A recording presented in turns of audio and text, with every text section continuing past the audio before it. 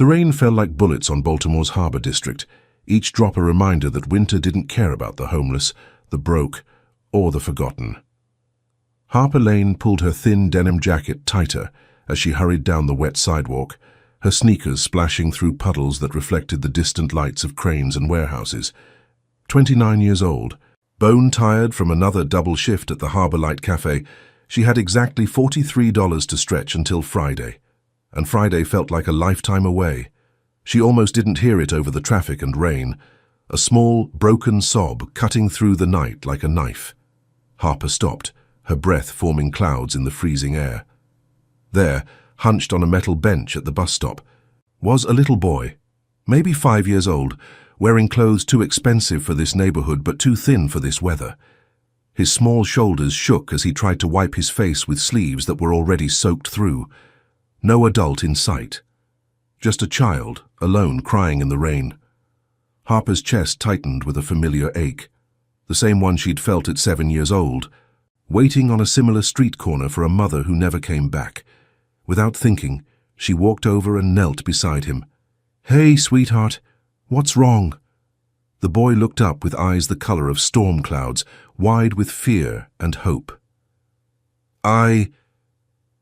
I lost my car. The black car. They said to wait here, but..." His voice broke. "Nobody came back." Harper didn't hesitate. She shrugged off her jacket and wrapped it around his small frame, feeling the immediate bite of cold against her own skin. "What's your name, honey?" "Theo." "Okay, Theo. I'm Harper, and I'm going to stay right here with you until we figure this out, all right? You're not alone anymore. Welcome to Passion and Power, where love conquers even the darkest empires. If this story is already pulling at your heartstrings, drop a comment telling me where you're watching from and hit that subscribe button.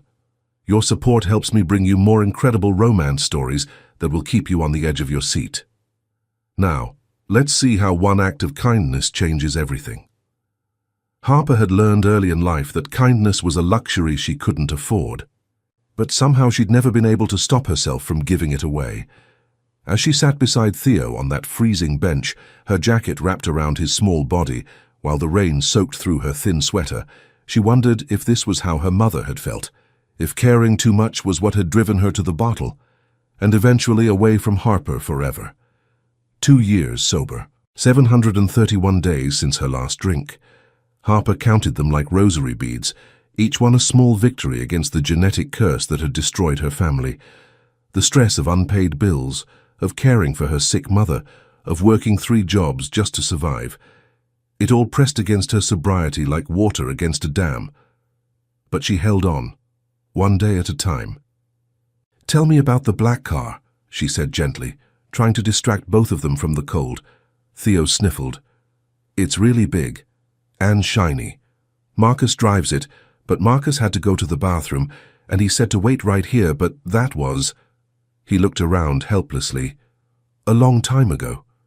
Harper pulled out her phone, water droplets scattering across the cracked screen. She should call the police. That was the responsible thing to do.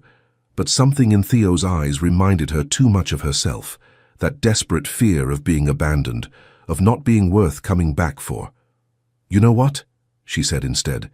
"When I was little and scared, my grandma used to tell me stories about brave pirates who sailed right here in Baltimore's harbor. Want to hear one?" Theo nodded eagerly, pressing closer to her warmth. As Harper spun tales of treasure and adventure, she didn't notice the black SUV that pulled up with military precision. She didn't see the 2 men in expensive suits who emerged first, their eyes scanning the area with professional alertness. She only became aware of the danger when a shadow fell across them, blocking out the streetlight. "Theo." The voice was deep, controlled, and carried the kind of authority that made people step aside without being asked. Harper looked up to see a man who seemed to command the very air around him, tall, broad-shouldered, with dark hair dampened by rain and eyes the color of midnight. His suit probably cost more than Harper made in 6 months, but it was the way he carried himself that marked him as dangerous, like a predator who'd never learned to be prey. Lorenzo Calder.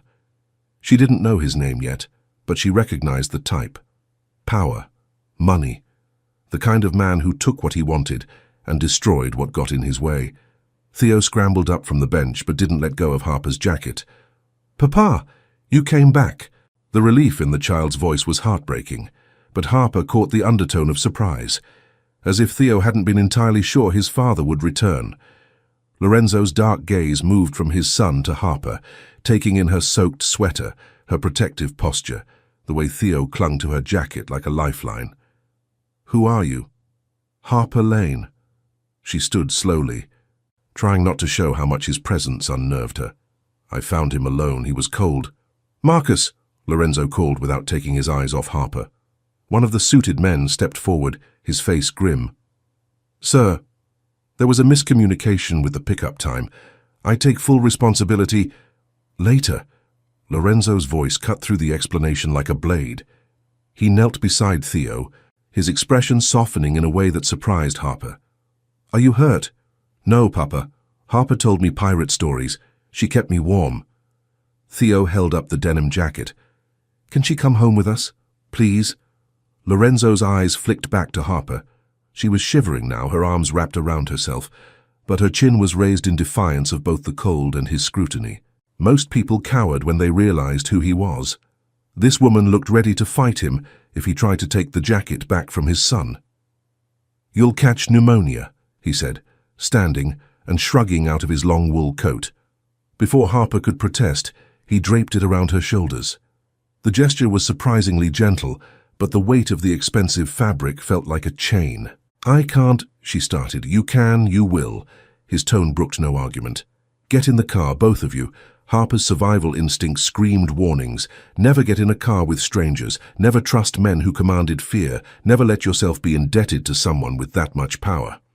But Theo was still holding her hand, looking up at her with those storm-grey eyes, and she couldn't bring herself to abandon him twice in one night. The interior of the SUV was warm and luxurious, all leather and technology that Harper had only seen in movies. Theo climbed into the seat beside her, chattering about pirates and treasure, while Lorenzo sat across from them, his phone buzzing with constant messages that he ignored. "Where do you live?" he asked Harper. She gave him the address of her rundown apartment building, watching his expression carefully. But if he judged her neighborhood, he didn't show it. "And you work?" "Harborlight Cafe on Eastern Avenue." She paused. "Look, I don't want any trouble. I just couldn't leave him alone." "Why?" The simple question hit harder than any accusation. Harper looked down at her hands, still trembling slightly from the cold. "Because I know what it feels like to be forgotten." Something shifted in Lorenzo's expression. For just a moment, the mask of control slipped, revealing something raw and human underneath. When they pulled up to Harper's building, a tired brick structure with broken windows and graffiti tags, she started to remove the coat. "Keep it," Lorenzo said. "Consider it. Payment for services rendered." "I didn't do it for money." "I know." His voice was quieter now. "That's exactly why you should keep it." As Harper climbed the 3 flights to her apartment, Lorenzo's coat still wrapped around her shoulders, she couldn't shake the feeling that her life had just taken a turn she wasn't prepared for. Behind her, she heard the SUV's engine idling, and she wondered if Lorenzo Calder was the kind of man who kept track of debts, or the kind who collected them. The coat hung in Harper's tiny closet, like an accusation. For 3 days, she'd tried to ignore it, but the expensive wool seemed to mock her threadbare wardrobe and remind her of storm-dark eyes that had seen too much. She'd looked up Lorenzo Calder online, of course. The search results were carefully sanitized: successful businessman, shipping and logistics, various charitable donations, but the comments sections told a different story. People spoke his name in whispers, if they spoke it at all. Harper had experience with dangerous men. Her mother's boyfriend, Rick, had been charming at first too. Expensive gifts, protective gestures, promises of a better life. Right up until the night Harper came home to find her mother unconscious on the kitchen floor, a bottle of pills scattered beside her, and Rick long gone with whatever money they'd had left. That was the night 15-year-old Harper had her first drink, and her second, and her 10th. The memory made her hands shake as she poured coffee for the morning rush at Harborlight Cafe. 2 years sober, but the craving still hit her sometimes like a physical blow. Stress was her biggest trigger, and Lorenzo Calder represented more stress than she'd faced since getting clean. The bell above the cafe door chimed, and Harper looked up to see a familiar small figure peering around the edge of a display case. Theo spotted her and broke into a grin that made her heart clench. "Harper! Papa! It's Harper!" Lorenzo appeared behind his son, looking impossibly out of place in the humble cafe. His presence seemed to suck all the air from the room, and Harper noticed how the other customers suddenly found their phones very interesting. "We came to see if you're okay," Theo announced, climbing onto a stool at the counter. "Papa said you might be sick from the rain." Harper glanced at Lorenzo, who was studying her with an intensity that made her skin prickle. "I'm fine, just working." "You look tired," Lorenzo observed. It wasn't criticism, just fact, but it stung anyway. "Some of us have to work for a living," Harper replied, then immediately regretted the defensive edge in her voice. Instead of taking offense, Lorenzo's mouth quirked up in what might have been amusement. "Fair enough. What time do you get off?" "Why?" "Because Theo hasn't stopped talking about you for 3 days, and I'm running out of ways to explain why the nice lady from the bus stop can't come tell him more pirate stories." Harper looked down at Theo, who was watching her with hopeful eyes. The smart thing would be to say no, to return the coat, thank them politely, and go back to her safe, small life. But when had she ever done the smart thing? "I finish at 6, she heard herself say. "We'll pick you up." It wasn't a question, but Harper found herself nodding anyway. That evening, as she climbed into the familiar SUV, Harper tried to tell herself this was just about Theo. The little boy chattered excitedly about his day, his school, his toys, while Lorenzo remained silent in the front seat, but Harper caught him watching her in the rearview mirror, his dark eyes unreadable. The Calder mansion sat on a hill overlooking the harbor, all glass and steel and modern lines that spoke of serious money. As they pulled through the electronic gates, Harper felt the familiar tightness in her chest that came with being out of her depth. "It's really big," Theo said, following her gaze, "but it gets lonely sometimes. That's why Papa got me a fish. But fish don't tell stories." The inside of the house was beautiful but cold, like a museum where people happened to live. Theo led Harper to his room, which was bigger than her entire apartment and filled with toys that looked barely touched. He settled beside her on his bed, a book of fairy tales in his lap. "Mama used to read to me," he said quietly, "but she went to heaven when I was little. Do you think she can hear the stories from there?" Harper's throat tightened. "I think mamas always listen, no matter where they are." As she read about brave princes and magical kingdoms, Harper was aware of Lorenzo in the doorway, leaning against the frame with his arms crossed. When she glanced up, their eyes met, and something passed between them. A recognition of shared loss, perhaps, or mutual understanding of what it meant to protect something precious. After Theo fell asleep, Lorenzo walked Harper to the kitchen, where he poured himself a scotch and offered her one. The amber liquid caught the light, beautiful and tempting. "I don't drink," Harper said quickly. Lorenzo paused, the bottle halfway to his lips. "At all?"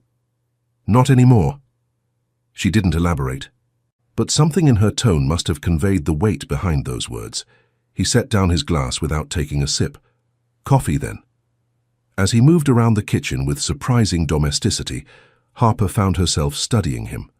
Without the intimidating presence of his security detail, he seemed more human, still dangerous but human. "Why did you really bring me here?" she asked. Lorenzo handed her a steaming mug, their fingers brushing briefly. "Because my son smiled for the first time in months when he talked about you. Because you gave him your jacket without thinking twice. Because—" He paused, seeming to choose his words carefully. "Because I haven't met many people who do the right thing when no one's watching." "You don't know anything about me." "I know you work 3 jobs to pay for your mother's medical bills. I know you live in a neighborhood where most people lock their doors and mind their own business, but you stopped to help a stranger's child. I know you're stronger than you think you are." Harper's hands tightened around the mug. "You had me investigated. I protect what matters to me. Theo matters to me. And what about me? Do I matter to you?" The question hung between them, dangerous and loaded. Lorenzo stepped closer, close enough that Harper could smell his cologne, could see the flecks of gold in his dark eyes. "You're starting to," he said quietly, "and that terrifies me." Harper's hands were shaking as she unlocked her apartment door 3 weeks later, and it had nothing to do with the cold. The envelope in her purse felt like it weighed 1,000 pounds. Final notice on her mother's medical bills, the ones she'd been juggling for months. $60,000. She might as well have been asked to fly to the moon. The stress was eating at her sobriety like acid. For the first time in 2 years, Harper found herself standing in front of the corner liquor store, staring at the neon signs advertising temporary peace in a bottle. Just one drink. Just enough to make the crushing weight of responsibility feel manageable. Her phone buzzed. A text from Lorenzo. "Theo wants to know if you're coming for dinner tomorrow. He's been practicing a new pirate voice." The simple message broke through her spiral. She thought of Theo's laugh, of the way he'd started calling her Harper the Brave, after she'd told him a story about a fearless pirate captain. She thought of Lorenzo's rare smiles, the way his whole face changed when he looked at his son. Harper turned away from the liquor store and went home. The next evening at dinner, she was quieter than usual. Theo noticed immediately, the way children always do. "Are you sad, Harper?" he asked, abandoning his pasta to study her face. "Just tired, sweetheart." But Lorenzo's eyes were sharper, more knowing. After Theo went to bed, he found Harper on the terrace, overlooking the harbour, her arms wrapped around herself against the evening chill. "What's wrong?" he asked, joining her at the railing. Harper almost said nothing, almost smiled and deflected like she always did. But something about the way Lorenzo waited, patient and solid, beside her, made the truth spill out. "My mother's medical bills. The insurance won't cover her treatment anymore, and She laughed bitterly. "I can't even afford to keep her in the facility she's in now, let alone get her the help she needs." Lorenzo was quiet for a long moment. "How much?" "It doesn't matter." "How much, Harper?" 60,000. "But I'm not telling you this because I want your money. I needed to tell someone." "What if I could help?" Harper turned to face him, her eyes fierce. "I won't be your charity case." "What if it wasn't charity? What if it was a job?" "What kind of job?" Lorenzo's expression was carefully neutral. "Theo needs someone. Not just a babysitter, but someone who cares about him. Someone he trusts.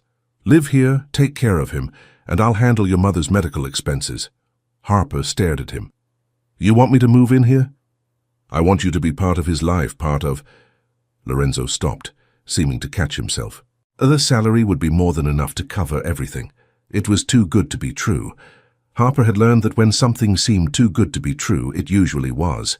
But the alternative was watching her mother deteriorate in a state facility, while Harper worked herself into an early grave trying to pay bills that would never get smaller. "Why?" she whispered. Lorenzo stepped closer, his hand coming up to cup her face. "Because I'm falling in love with you, and I don't know how to do this any other way." The admission hung between them like a bridge neither was sure they should cross. Harper's breath caught as Lorenzo's thumb traced her cheekbone. "I'm not good at this," as she said. "Love, relationships, I break things." "So do I." His voice was rough with honesty. "But maybe we can figure it out together." When he kissed her, it was gentle at first, tentative, but when Harper kissed him back, something ignited between them. All the tension and attraction that had been building for weeks finally found its outlet. Lorenzo's hands tangled in her hair as Harper pressed closer, her body responding to his touch with an intensity that scared her. They broke apart, breathing hard, foreheads touching. "Stay," Lorenzo whispered against her lips. "Not just for Theo. For me." Harper closed her eyes, feeling herself falling into something that might save her or destroy her. "Okay." But even as she said it, even as Lorenzo smiled and pulled her close again, Harper couldn't shake the feeling that she was making a deal with the devil. And in her experience, the devil always collected his due. The next morning, as she packed her few belongings into boxes, Harper found herself staring at the 2-year sobriety chip she kept on her nightstand. 2 years of fighting every day to stay clean, to stay strong, to prove she was more than her mother's daughter. Now she was moving into the home of a man whose world was built on violence and control. A man who could solve her problems with a phone call and a check. A man who made her feel things she'd never felt before, but who also represented everything dangerous about letting someone else have power over her life. Harper slipped the chip into her pocket and finished packing. She was about to find out if love was worth the risk of losing herself all over again. Living in Lorenzo's world was like learning to breathe underwater. Everything was beautiful and suffocating at the same time.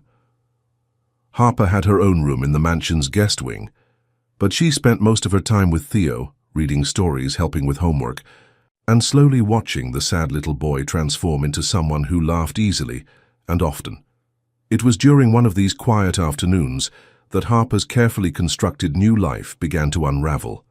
She was in Lorenzo's study, looking for a book Theo had mentioned, when she accidentally knocked over a stack of papers on his desk. As she bent to collect them, her eyes caught on a familiar name. Riverside Medical Facility, her mother's treatment center. The document was a purchase agreement. Lorenzo hadn't just paid her mother's bills, he'd bought the entire facility. Harper's hands trembled as she read further. The purchase had been made 3 days after their conversation on the terrace, 3 days after she'd told him about her mother's condition. He hadn't just helped her. He'd bought her mother's life and wrapped it up with a bow. The sound of footsteps made her look up. Lorenzo stood in the doorway, his expression unreadable as he took in the scattered papers and Harper's stricken face. "You bought it," she said, her voice barely above a whisper. "You bought the whole place." "Harper, how long were you planning to keep this from me?" She stood, the papers falling from her hands like snow. "Did you think I was too stupid to figure it out eventually? It's not what you think, isn't it?" Harper's voice was rising now, 2 years of suppressed anger and fear finally finding a target. "You saw a broken woman with problems you could solve and you solved them, just like that. No discussion, no choice, you just bought me." Lorenzo's jaw tightened. "I helped you. You controlled me." The words exploded out of her, carrying all the rage she'd been holding back. "Just like every other powerful man who's ever decided what's best for me without asking what I wanted. This is different, is it? Because from where I'm standing, it looks exactly the same. You saw something you wanted, and you took it. You just used money instead of force." Lorenzo stepped into the room, his movements careful and controlled. "You needed help. I was in a position to provide it. That's not control, that's exactly what my mother's boyfriend used to say." Harper's voice broke on the words. "Right before he disappeared with everything we had, and left her to overdose on the kitchen floor." The comparison hit Lorenzo like a physical blow. Harper saw it in the way his face went pale, in the way his hands clenched at his sides. "I am nothing like him," he said quietly. "Aren't you? You're both men who use money and power to get what you want from women who have no other choice." "You have a choice. You've always had a choice." Harper laughed bitterly. "What choice?" "Let my mother die or become your kept woman." "That's not a choice, Lorenzo. That's an ultimatum with better packaging." She pushed past him toward the door, but his voice stopped her. "Where are you going?" "Away from here. Away from you." She turned back, tears streaming down her face. "I won't be owned. Not by you, not by anyone." "And Theo?" The question was quiet, but devastating. Harper's composure cracked completely. Don't you dare use him against me. I'm not using him. I'm asking what you're going to tell a 5-year-old boy who thinks you hung the moon when you disappear from his life without explanation." The words hit their target with surgical precision. Harper thought of Theo's face that morning, bright with excitement, as he'd shown her a drawing of the 3 of them as pirates on a ship. She thought of the way he'd started sleeping through the night without nightmares, the way he'd begun to trust that the people he loved wouldn't leave him. "I hate you," she whispered. "I know," Lorenzo replied, "but that doesn't change the fact that we both love him, and he loves you." Harper stood frozen in the doorway, torn between the need to run and the knowledge that leaving would destroy an innocent child who'd already lost too much. "I need time," she said finally. "I need to think." Lorenzo nodded. "Take all the time you need." "But Harper?" She looked back at him. "Whatever you decide about us, don't punish him for my mistakes." That night, Harper sat in her room staring at the sobriety chip in her palm. The craving was back, stronger than it had been in months. The stress, the betrayal, the crushing weight of being trapped between impossible choices, it all pressed down on her like a physical force. She could walk to the kitchen. Lorenzo kept expensive liquor in the cabinet above the sink, just one drink to quiet the noise in her head, just enough to make the pain manageable. Instead, Harper picked up her phone and called her sponsor for the first time in weeks. "I need help," she whispered when Sarah answered. "I'm about to do something stupid, and I need someone to talk me out of it." As Harper poured out the whole story, Lorenzo, Theo, the medical facility, the feeling of being trapped, she realized something. The man who'd bought her mother's treatment center wasn't the same man who'd knelt beside his son in the rain, who'd given up his coat without thinking, who'd learned to make coffee because she didn't drink alcohol. But that didn't make what he'd done right, and it didn't solve the fundamental problem. Harper had spent her entire adult life fighting to be independent, to never again be at the mercy of someone else's choices. Now she was more dependent than ever, and the man she was falling in love with was the one holding all the cards. The question was whether love was worth the risk of losing herself completely, and Harper wasn't sure she was brave enough to find out. Harper didn't leave. She couldn't bring herself to break Theo's heart, but she also couldn't pretend things were the same between her and Lorenzo. For 2 weeks, they moved around each other like polite strangers, speaking only when necessary, avoiding the electricity that still sparked whenever they were in the same room. Theo noticed, of course. Children always did. "Are you mad at Papa?" he asked one afternoon as Harper helped him with his homework. "It's complicated, sweetheart. Did he do something bad?"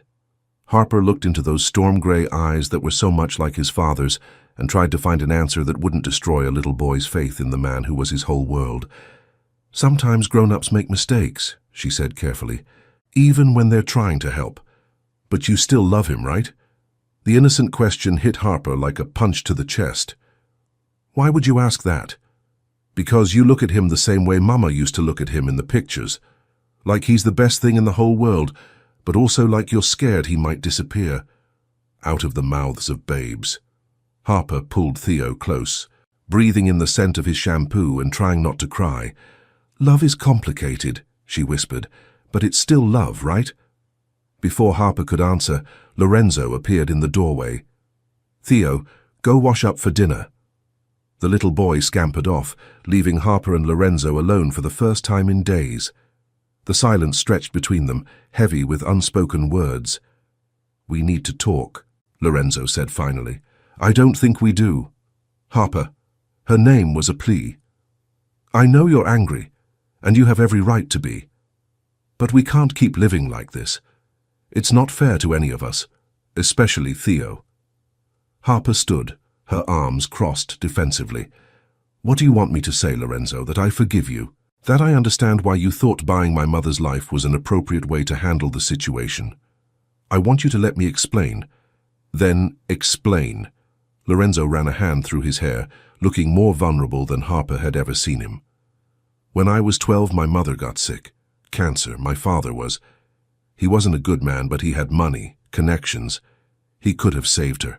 Instead, he chose to spend that money on his business, his other women, everything except the woman who'd given him a son." Harper's anger wavered slightly, but she held on to it like armor. "She died in a charity ward," Lorenzo continued. "Alone, because I was too young to be there and he couldn't be bothered. I swore that day that I would never let money be the reason someone I cared about suffered. So you decided to play God instead. I decided to use the power I have to protect the people I love. Yes, I should have told you. Yes, I should have asked. But Harper, if you'd said no, if you'd refused my help out of pride, would you have been able to live with yourself if your mother died because of it?" The question hung between them like a blade. Harper wanted to say yes, wanted to claim that her principles were worth more than her mother's life, but she couldn't, because Lorenzo was right and they both knew it. "That's not the point," she said weakly. "Isn't it?" Lorenzo stepped closer. "You're angry because I took away your choice, but what choice did you really have? Work yourself to death trying to pay impossible bills, or watch your mother die slowly in a state facility. Those weren't choices, Harper. That was just different kinds of suffering. You don't understand. I understand that you're terrified of being dependent on someone else. I understand that every man in your life has used his power to hurt you, but I'm not them, Harper. I'm not going anywhere, and I'm not going to hurt you. You already did hurt me. The words came out broken. You made me feel like I mattered, like my opinion counted, and then you made a decision that affected my entire life without even consulting me. Lorenzo's face crumpled. You're right. I fucked up. I was so focused on solving the problem that I forgot the most important part. Treating you like an equal partner instead of someone who needed to be rescued. I don't need to be rescued. I know. That's what I love about you. You're the strongest person I've ever met, and you don't even realize it. He reached for her hands, and this time she didn't pull away. But strength doesn't mean you have to carry everything alone. It doesn't mean you can't let someone help you. Harper looked down at their joined hands. I'm scared, she whispered. Of what? Of losing myself. Of becoming someone who needs you so much that I forget who I am without you.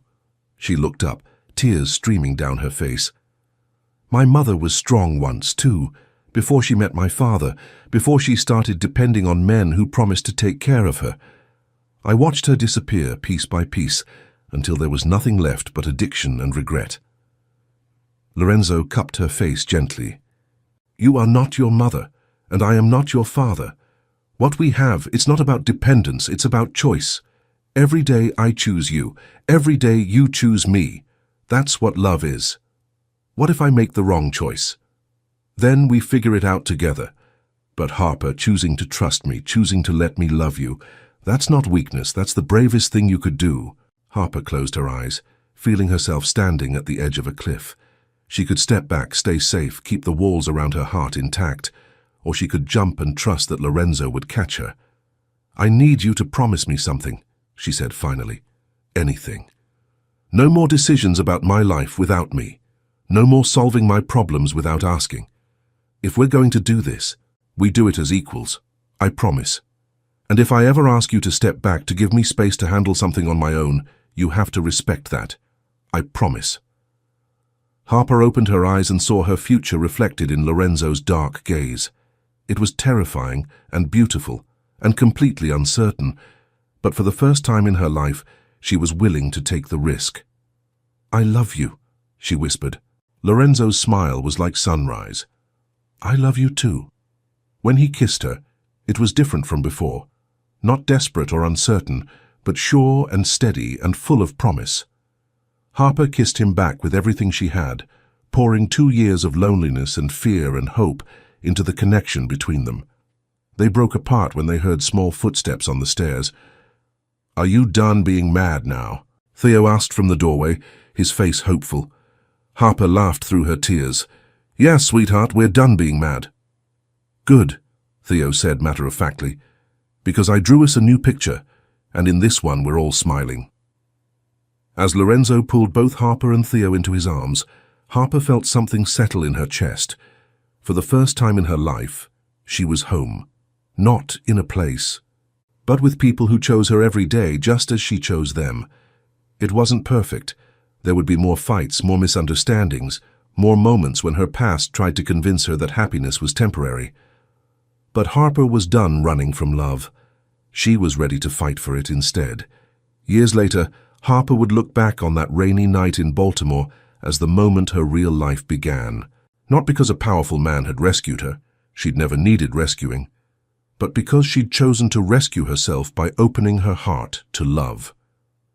The Harborlight Cafe had been transformed into a community center, funded by the Calder Foundation, but run entirely by Harper. It provided job training, addiction counseling, and childcare for families in the Harbor District. Every morning, Harper walked through its doors knowing she was making a difference in the same neighborhood where she'd once felt invisible. Lorenzo had stepped back from the darker aspects of his business empire, focusing instead on legitimate enterprises and philanthropy. It hadn't been easy. There were still threats, still enemies who saw his happiness as weakness, but he'd learned that some things were worth more than power, and Harper and Theo topped that list. Theo, now 8 years old, was thriving. He still loved pirate stories, but now he wrote his own, starring a brave captain named Harper who sailed the seven seas rescuing lost children. His nightmares had faded, replaced by dreams of adventure and family. On quiet evenings, the three of them would sit on the terrace overlooking the harbor, watching ships come and go while Theo practiced reading aloud. Harper's mother had passed peacefully the year before, but not before seeing her daughter truly happy for the first time. "Tell me the story again," Theo would say, curled between Harper and Lorenzo on the outdoor sofa. "Which story?" Harper would ask, though she always knew which one he meant. "The one about the night you found me." And Harper would tell him about the rain, about the cold, about a little boy who needed someone to stay. She'd tell him about kindness and courage, and the way love could grow from the smallest acts of caring. But she never told him the most important part, that on that night, when she'd wrapped her jacket around a stranger's child, she hadn't just saved him. She'd saved herself too. Love, Harper had learned, wasn't about being rescued. It was about choosing to be brave enough to rescue each other, one small act of kindness at a time. And that's how one moment of compassion changed 3 lives forever, here at Passion and Power. Sometimes the most powerful love stories begin with the simplest acts of kindness. If this story touched your heart, please hit that like button and subscribe for more incredible romance stories that will keep you believing in the power of love. Your support means everything to me and helps me continue bringing you these emotional journeys. Until next time, keep believing in love's ability to transform even the darkest hearts.